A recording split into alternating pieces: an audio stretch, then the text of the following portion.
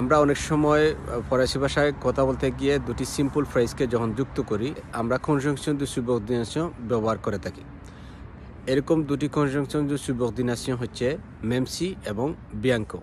আপনি যদি বিয়াঙ্কো দিয়ে বাক্য শুরু করেন তাহলে এরপরে ভার্বের সাবজুনটিভ মুড ব্যবহার করতে হবে।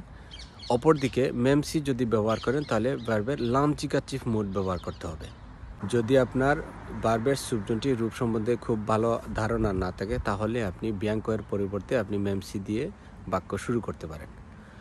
এই দুটি কনজাংশন দু সুবঅর্ডিনেশন সাধারণত অপোজিশন মানে পরস্পর বিপরীতমুখী বাক্যকে যুক্ত করতে ব্যবহৃত হয়। সে অসুস্থ থাকা সত্ত্বেও কাজে এসছে।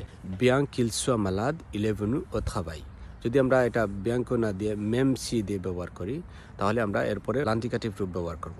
ফর এক্সাম্পল, মেম সি ইল এ মালাদ ইল এ ভেনু ও travail।